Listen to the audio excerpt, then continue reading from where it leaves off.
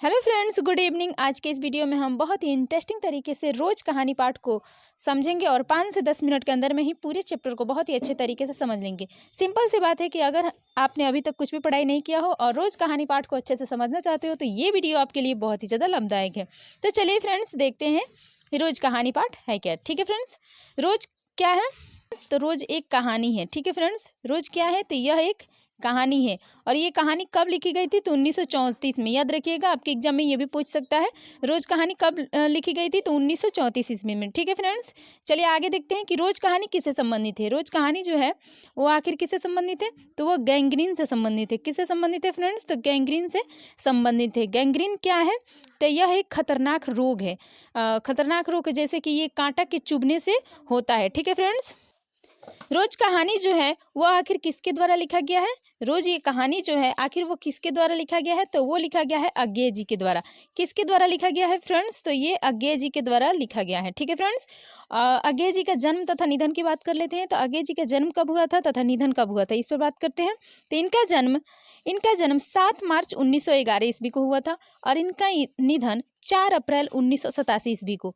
इनका जन्म कब हुआ था फ्रेंड्स? तो 7 मार्च 1911 को और इनका निधन तो 4 अप्रैल 1987 ईस्वी को। ठीक है, इनका जन्म कहाँ हुआ था? तो इनका जन्म हुआ था कुशीनगर, उत्तर प्रदेश में। ठीक है फ्रेंड्स, याद रखिएगा, कुशीनगर उत्तर प्रदेश में इनका जन्म हुआ था। ठीक है, अज्ञे जी का मूल निवास स्थान आखिर कहाँ था? तो इनका मूल जो निवास स्थान था वह था करतारपुर, पंजाब में। ठीक है फ्रेंड्स, याद रखिएगा, करतारपुर, पंजाब में। ठीक है, चलिए आगे देखते हैं इनके माता पिता कौन थे। ठीक है फ्रेंड्स, इस पर बात कर लेते हैं कि इनके माता पिता कौन थे। इनके माता पिता का आखिर क्या नाम था फ्रेंड्स, इस पर बात कर लेते हैं। तो इनके माता का नाम था, इनके माता का नाम था बेयंती देवी। का नाम था बेयंती देवी। क्या नाम था फ्रेंड्स? तो बेयंती देवी। ठीक है, इनके माता जी का क्या नाम था? तो बेयंती देवी। इनके पिताजी का क्या नाम था? तो पिता का नाम डॉक्टर हीरानंद शास्त्री। क्या नाम था फ्रेंड्स? तो डॉक्टर हीरानंद शास्त्री। याद रखिएगा, माता का नाम बेयंती देवी एंड पिता का नाम हीरानंद शास्त्री। ठीक है फ्रेंड्स, चलिए आगे देखते हैं इनको कौन कौन सा पुरस्कार से सम्मानित किया गया था, इस पर देख लेते हैं। तो इनको 2 पुरस्कार मिला था। कौन कौन? एक साहित्य अकादमी पुरस्कार, एक भारतीय ज्ञानपीठ पुरस्कार। कौन कौन सा पुरस्कार दिया गया था? तो एक साहित्य अकादमी पुरस्कार, एक भारतीय ज्ञानपीठ पुरस्कार से इन्हें सम्मानित किया गया था। ठीक है फ्रेंड्स, याद रखिएगा। रोज कहानी की प्रमुख जो पात्र है वो मालती है। रोज कहानी की प्रमुख पात्र कौन है? तो मालती है। मालती के पति का नाम क्या है?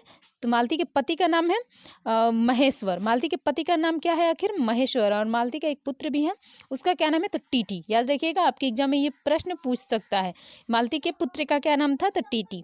ठीक है फ्रेंड्स, याद रखिएगा, पति महेश्वर और पुत्र का नाम था टीटी। पति जो इनके थे वो क्या थे? तो वो एक डॉक्टर थे। ठीक है फ्रेंड्स, याद रखिएगा, वो एक डॉक्टर थे। गैंग्रीन जो जैसे खतरनाक रोग है उसी का इलाज ये करते थे। ठीक है, उसका ऑपरेशन करते थे। यह एक डॉक्टर थे। इसके पति क्या थे? तो डॉक्टर थे।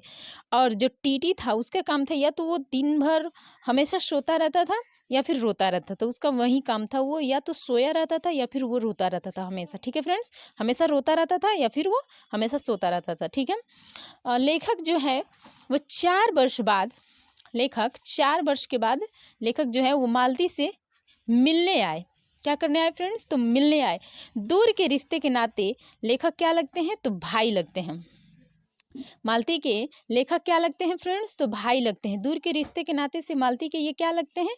तो मालती के ये भाई लगते हैं। ठीक है फ्रेंड्स, लेखक 4 वर्ष के बाद जब मालती से मिलने आए तो वो देख रहे हैं कि मालती एकदम से मतलब एकदम कमज़ोर हो गई है। उसके मुख पे कोई भी उल्लास नहीं है। हमेशा वो मतलब चिंतित है और बहुत ही दुख में है वो। ऐसा लगता है वो अतिथि के आने पर भी मतलब खुश नहीं होती है।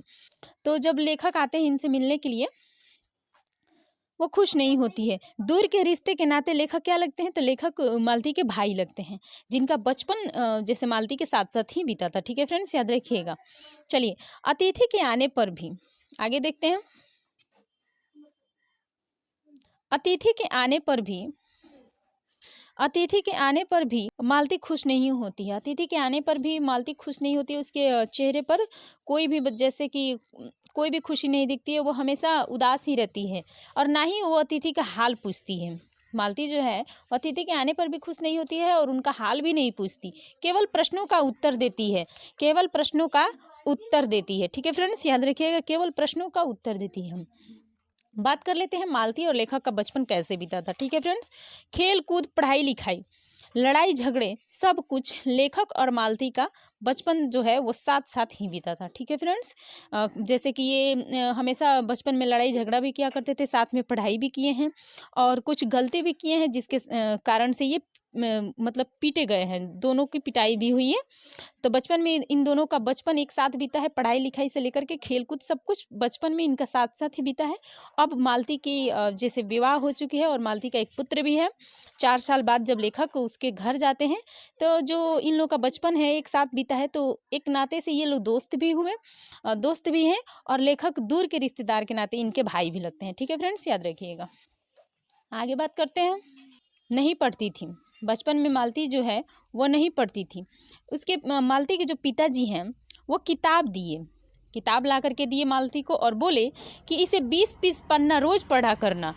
और मालती क्या करती है, पढ़ने की बजाय उस पन्ने को फाड़ करके फेंक देती है। ठीक है फ्रेंड्स, मालती क्या करती है, उस किताब को पढ़ने की बजाय उसे फाड़ फाड़ करके क्या करती है, फेंक देती है।